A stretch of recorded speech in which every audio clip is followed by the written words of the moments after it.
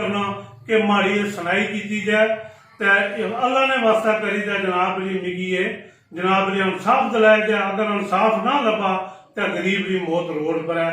तो मैं अग लाई अपने आप की तेल बाई बड़िया गया हथ जोड़ना कि माड़ी जनाब तको माड़ा पैर कट्टिया वा मैं जनाब जी ये रेशा पिया वा ये दसेगी एसी साहब की मैं दरखास्त दी है तो वो भी माड़े मामलात ने अंदर बिल्कुल बेबस। अस्सलाम वालेकुम, मैं चौधरी फारूक बोल रहा हूँ दमास मारे कारण।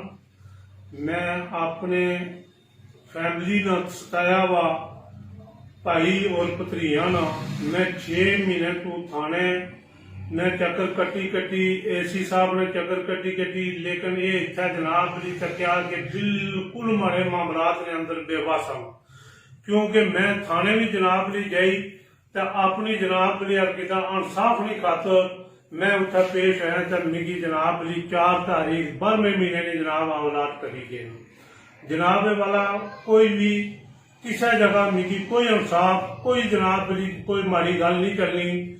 तो इस तू मैं हर बंदे की हर कानून इंसाफ वास्ते जनाब जी मैं हर बंदे अगे अपील करना चाहना कि माड़े दर्दनाक खबर सुनी तो माड़े मिगी इंसाफ दिता जाए।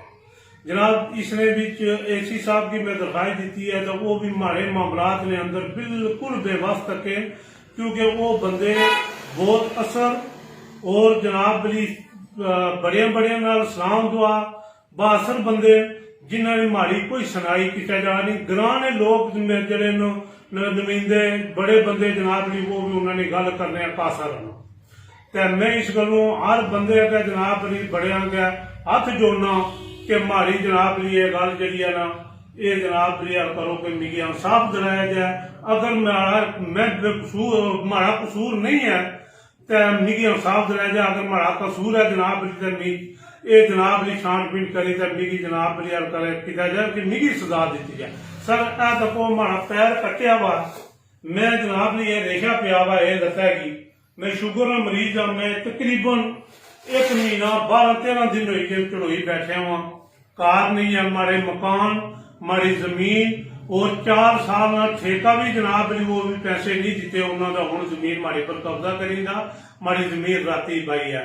मैं ये अपील करना जिला एसपी की जिला डीसी की डीआईजी की आईजी की वजीर आजम पाकिस्तान की आजाद कश्मीर की सदर की मैं अपील करना कि माड़ी सुनाई की जाए तो अल्लाह ने वास्ता करी तो जनाब जी मिगी ये जनाब जी इंसाफ दिलाया जाए। अगर इंसाफ ना लभा तो गरीब की मौत रोड पर है।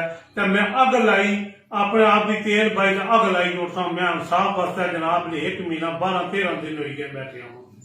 जनाब मैं माजूर हाँ हमारा बच्चा माजूर है मिगी कोई इंसाफ नहीं लभी रहा बिल्कुल कोई इंसाफ नहीं जनाब जी मिगी मिलना लगा 5-6 महीने।